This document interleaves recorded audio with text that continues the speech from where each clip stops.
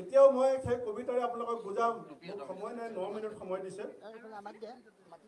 কবিয়ে লিখিছিল যে মোৰ এই হিয়াখনি জেতুকা পাতৰ দৰে সেউজীয়া বননিৰ বৰণেৰে ঢকা, অন্তৰ জ্বলোৱা ছবি অতীতৰ স্মৃতি লৈ বুকুৰ তেজেৰে আছে অন্তৰতে কথা। মই এনেকুৱা আশাৰে পদত্যাগ কৰা নাছিলোঁ যে মই বিজেপি দলত যোগদান কৰিম।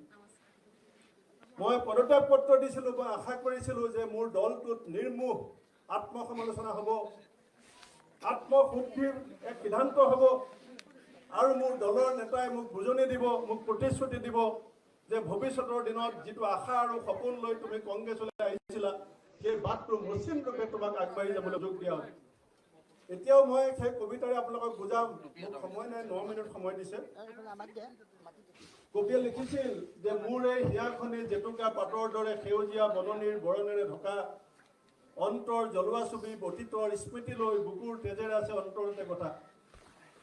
মই এনেকুৱা আশাৰে পদত্যাগ কৰা নাছিলোঁ যে মই বিজেপি দলত যোগদান কৰিম। মই পদত্যাগ পত্ৰ দিছিলোঁ, মই আশা কৰিছিলোঁ যে মোৰ দলটোত নিৰ্মোহ আত্মসমালোচনা হ'ব, আত্মশুদ্ধিৰ এক সিদ্ধান্ত হ'ব, আৰু মোৰ দলৰ নেতাই মোক বুজনি দিব, মোক প্ৰতিশ্ৰুতি দিব যে ভৱিষ্যতৰ দিনত যিটো আশা আৰু সপোন লৈ তুমি কংগ্ৰেছলৈ আহিছিলা, সেই বাটটো মসৃণ ৰূপে তোমাক আগবাঢ়ি যাবলৈ যোগ দিয়া হ'ব। এতিয়াও মই সেই কবিতাৰে আপোনালোকক বুজাম, সময় নাই, 9 মিনিট সময় দিছে। কবিয়ে লিখিছিল যে মোৰ এই হিয়াখনি জেতুকা পাতৰ দৰে সেউজীয়া বননিৰ বৰণেৰে ঢকা, অন্তৰ জ্বলোৱা ছবি অতীতৰ স্মৃতি লৈ বুকুৰ তেজেৰে আছে অন্তৰতে কথা। মই এনেকুৱা আশাৰে পদত্যাগ কৰা নাছিলোঁ যে মই বিজেপি দলত যোগদান কৰিম। মই পদত্যাগ পত্ৰ দিছিলোঁ, মই আশা কৰিছিলোঁ যে মোৰ দলটোত নিৰ্মোহ আত্মসমালোচনা হ'ব, আত্মশুদ্ধিৰ এক সিদ্ধান্ত হ'ব, আৰু মোৰ দলৰ নেতাই মোক বুজনি দিব, মোক প্ৰতিশ্ৰুতি দিব যে ভৱিষ্যতৰ দিনত যিটো আশা আৰু সপোন লৈ তুমি কংগ্ৰেছলৈ আহিছিলা, সেই বাটটো মসৃণ ৰূপে তোমাক আগবাঢ়ি যাবলৈ যোগ দিয়া হ'ব। এতিয়াও মই সেই কবিতাৰে আপোনালোকক বুজাম, সময় নাই, 9 মিনিট সময় দিছে।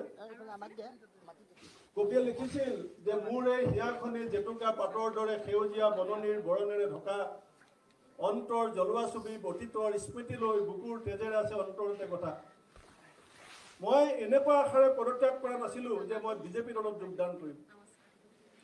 মই পদত্যাগ পত্ৰ দিছিলোঁ, মই আশা কৰিছিলোঁ যে মোৰ দলটোত নিৰ্মোহ আত্মসমালোচনা হ'ব, আত্মশুদ্ধিৰ এক সিদ্ধান্ত হ'ব, আৰু মোৰ দলৰ নেতাই মোক বুজনি দিব, মোক প্ৰতিশ্ৰুতি দিব যে ভৱিষ্যতৰ দিনত যিটো আশা আৰু সপোন লৈ তুমি কংগ্ৰেছলৈ আহিছিলা, সেই বাটটো মসৃণ ৰূপে তোমাক আগবাঢ়ি যাবলৈ যোগ দিয়া হ'ব।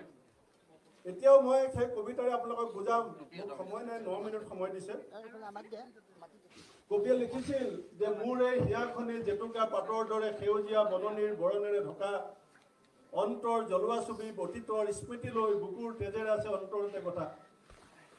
মই এনেকুৱা আশাৰে পদত্যাগ কৰা নাছিলোঁ যে মই বিজেপি দলত যোগদান কৰিম। মই পদত্যাগ পত্ৰ দিছিলোঁ, মই আশা কৰিছিলোঁ যে মোৰ দলটোত নিৰ্মোহ আত্মসমালোচনা হ'ব, আত্মশুদ্ধিৰ এক সিদ্ধান্ত হ'ব, আৰু মোৰ দলৰ নেতাই মোক বুজনি দিব, মোক প্ৰতিশ্ৰুতি দিব যে ভৱিষ্যতৰ দিনত যিটো আশা আৰু সপোন লৈ তুমি কংগ্ৰেছলৈ আহিছিলা, সেই বাটটো মসৃণ ৰূপে তোমাক আগবাঢ়ি যাবলৈ যোগ দিয়া হ'ব।